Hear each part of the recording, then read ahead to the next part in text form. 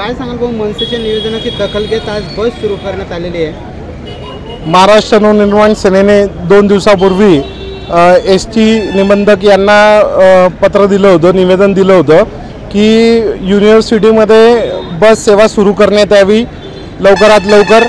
तर 2 दिवसात या गोष्टीची दखल घेऊन गोरगरीब विद्यार्थ्यांसाठी महाराष्ट्र नवनिर्माण सेनेमुळे बस सेवा सुरळीत सुरू झाली।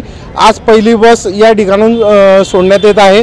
त्यातर्फे मनसेने एसटी महामंडळाचं अभिनंदन करत या ठिकाणी फटाके फोडून सुरुवात आज होत आहे। विद्यार्थी सेनेच्या हिताला प्राधान्य देत महाराष्ट्र नवनिर्माण सेनेने 2 दिवसापूर्वी विभाग नियंत्रक श्री जगनोर साहेब यांना एक निवेदन दिलं होतं आणि जुनं स्टँड ते उत्तर महाराष्ट्र विद्यापीठ या विद्यार्थ्यांकरता बस फेऱ्या सुरू कराव्यात अशी मागणी करण्यात आलेली होती।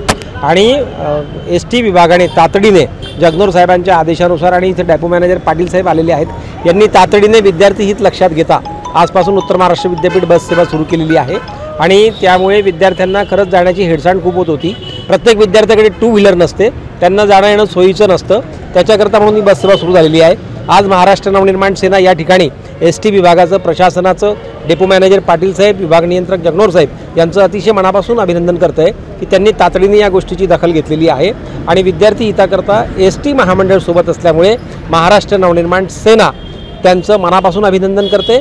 धन्यवाद। विद्यार्थ्यांनी वेळापत्रक जे आहे आता ते टाकलं जाणार आहे, त्या वेळापत्रकानुसार विद्यार्थ्यांनी विद्यापीठात जाण्या येण्याकरता आपली जाण्या येण्याची सुविधा बघून घ्यावी आणि या एसटीने प्रवास करावा आणि एसटी महामंडळाचे धन्यवाद मानावे असं आम्ही आवाहन करतो। जळगाव आगारातून उत्तर महाराष्ट्र विद्यापीठासाठी यापूर्वी काही बसेस चालनात होत्या, तसेच आता विद्यार्थ्यांची वाढती संख्या लक्षात घेता मोठ्या प्रमाणात तिथे फेऱ्या वाढवण्यात मागणी देखील येत होती।